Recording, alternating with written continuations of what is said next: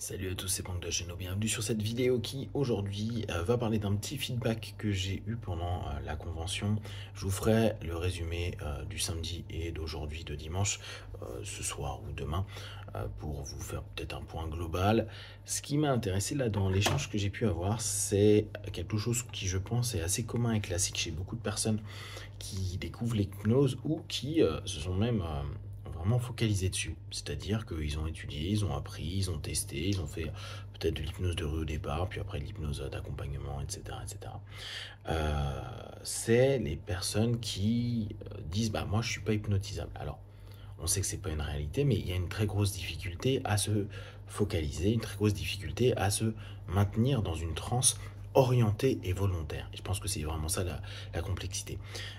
Ce qui était cool, c'est que beaucoup entre les interventions, certains restent dans la salle, une salle annexe où on met le café, etc. Et on discutait de ce sujet-là parce que notamment deux personnes nous disaient moi je fais de l'hypnose depuis quelques années. Au départ, pour certains, il y a même eu un vécu intéressant, puis plus le temps est passé, moins ils parviennent à vivre des trans hypnotiques avec des phénomènes hypnotiques qui peuvent leur convenir. Et j'insiste, qui peuvent leur convenir. On se souvient que la plupart du temps, il y a une image, même en ayant étudié, qui peut être fantasmée de la personne qui part très vite dans des transes et comme celle qu'on a l'habitude de voir en hypnose de scène qui vont tomber, qui vont vivre un freeze rapidement, qui vont vivre une amnésie, etc., etc. Donc parfois c'est le but ultime pour valider, pour convaincre une personne de dire ok, je n'ai plus contrôle et l'opérateur, l'hypnotiste et tout, a contrôle. Et tout se fait de façon automatique parce que je n'ai plus de conscience, je n'ai plus de volonté et je ne peux plus rien faire. Il y a cette espèce d'absolu dans l'attente de beaucoup de personnes qui sont en attente dite excessive. Ce qui fait que tout ce qui ne donne pas cette notion de validation, c'est-à-dire se lâcher prise complètement, qui est plus du tout de conscient, et qui est une espèce de soumission à l'extérieur, à la suggestion externe, s'il n'y a pas ça, les personnes qui vivent l'expérience vont dire c'est pas ce que j'attends. Et j'ai trouvé que c'était hyper intéressant. J'ai pu faire une petite session à quelqu'un qui avait fait un DU en hypnose, etc. Et qui me dit, la session, il part au niveau somnambulique vraiment rapidement. Je pense en 3-4 minutes, il était bien au niveau somnambulique parce qu'on a eu de l'hypnoanalgésie. Et ce qui est intéressant, c'est qu'il dit oui, mais à n'importe quel moment, j'aurais pu ne pas faire ceci ou cela. Et on est toujours sur cette idée, je pouvais, mais j'avais pas envie. Vous savez, ce contournement du facteur critique, c'est-à-dire ce demi-temps où la suggestion de l'opérateur dépasse l'intention et la volonté, le je veux, de la personne qui vit la session. C'est pas un truc de fou, parce que parfois c'est vraiment, ça se suit. La personne, tu lui dis ok, là tu vas simplement avoir ton bras qui se tend et tu ne peux pas le plier pendant un laps de temps. Et la personne, elle fait d'abord cette notion hyper solide, et après elle revient, donc c'est vraiment cette notion de facteur de jugement, et si on n'enchaîne pas, si on ne produit pas potentiellement d'autres phénomènes hypnotiques, donc d'autres suggestions qui amènent à des phénomènes hypnotiques, il peut lui reprendre de la place dans son facteur de jugement, et dès lors ne pas suivre les suggestions. Mais l'opérateur, ce qu'il cherche, c'est d'avoir toujours le lead, ce temps d'avance sur le cerveau qui dit non mais là je pourrais ne pas le faire, mais tu le fais quand même parce que justement tu es en train de suivre la suggestion. Il y a un demi-temps, le facteur du jugement, un tout petit temps de retard, on l'a contourné, et dès lors on répond aux suggestions. N'oublie pas, l'hypnose c'est une réponse aux suggestions, aux hétérosuggestions, qui au fur et à mesure, plus le facteur de jugement s'éloigne, plus ça s'automatise, donc moyen d'effort.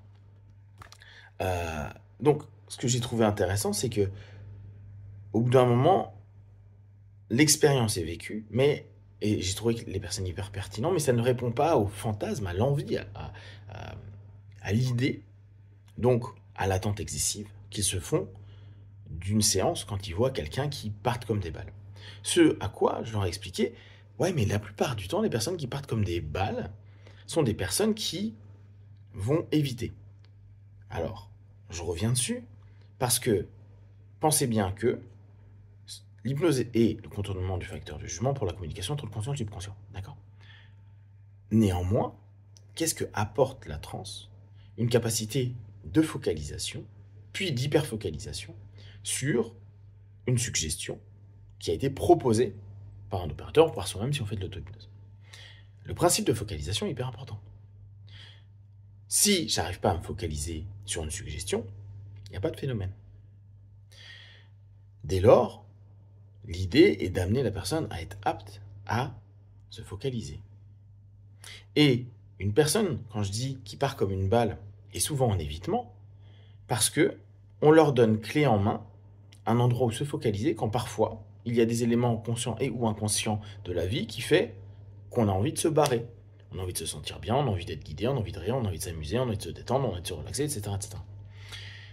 Et l'exemple que je donnais, c'est personnes qui font de l'hypnose de scène qui partent comme des balles très vite sur scène, et dès qu'on les a en thérapie et qu'on pose des questions, donc on les amène à utiliser leur transe pour aller s'explorer et donc faire réémerger des choses qui ne sont pas forcément agréables, et bien là, ils te disent, j'arrive pas à me focaliser, j'arrive pas à me concentrer, j'y arrive pas. J'y arrive pas étant, je n'arrive pas à me focaliser sur l'ensemble des éléments, parce qu'à chaque fois que je vais avoir un rapport psycho-émotionnel qui me trouble, ou cognitif, j'émerge un petit peu, parce que je veux pas approfondir, et j'ai du mal, parce que la peur, parce que je veux pas souffrir, parce que, il y a plein de raisons. Et c'est ni bien ni mal, hein. C'est juste que on reste toujours dans de la focalisation. Les personnes qui partent comme des balles sont des personnes qui veulent se focaliser sur autre chose que leurs problèmes, ou que des rapports de leur vie, etc., etc. Et inversement, on va avoir la difficulté de se focaliser sur certains éléments quand on va toucher des points qui peuvent être sensibles. À ça, les personnes m'ont dit, mais comment on fait ? Comment on fait si nous, on a envie de devenir bon dans nos trans ? En gros, être facile pour eux-mêmes à s'hypnotiser ou à être hypnotisé. Et je leur disais un truc qui leur a pas plu, c'est génial, parce que les deux ont fait la même remarque. Il faut répéter. Il faut driller, il faut s'exercer. C'est-à-dire, je fais de l'auto-hypnose tous les jours. Pas à 5 minutes, mais 1 heure, 2 heures, tous les jours, comme tu vas à la salle de sport. Et ce qui est génial, le retour était quasiment le même chez les deux. Ils disent, ah non, mais attends, mais moi, ce que je veux, c'est une induction rapide, une instant, et que ça se fasse. C'est-à-dire que je n'ai pas à faire d'efforts. Et les deux l'ont dit, on n'a pas envie de faire d'efforts. On a envie que ça fonctionne. Et comme je leur disais, je dis, pour l'instant, dans votre fonctionnement, vu que la focalisation sur l'ensemble des éléments n'est pas OK, et qu'en plus il y a des attentes excessives, il va falloir que vous fassiez des choses toutes bêtes. Au départ, approfondir, pour ressentir un état qui est OK, donc s'induire et se ressentir, et s'approfondir. Puis après, commencer des exercices tout simples, des travaux idéomoteurs avec les mains qui se collent, etc. Et tout simplement, créer du chaud, créer du froid, et tous les éléments très basiques qu'on connaît de l'hypnose, et se le répéter, pour avoir une prise de conscience de l'état, une capacité au fur et à mesure d'automatiser ce pattern, et d'avoir des phénomènes hypnotiques qui nous parlent à nous. Même si au départ, c'est pas grand-chose, plus on s'exerce, plus on arrive facilement dans des transes, et plus facilement on vit des phénomènes hypnotiques. Après, il est possible que les phénomènes hypnotiques, on ne veuille pas les vivre avec certaines personnes, c'est ce que je leur disais. Moi, je pars très très bien dans mes transes, assez profondément, en quelques secondes. Par contre, si l'opérateur, je ne le sens pas, ou si c'est pas quelqu'un que je connais et en qui j'ai complètement confiance, j'irai en transe légère, mais j'irai pas très loin, parce que je me donnerai pas l'autorisation, je lâcherai pas, parce que je te connais pas, et je vais t'observer dès lors.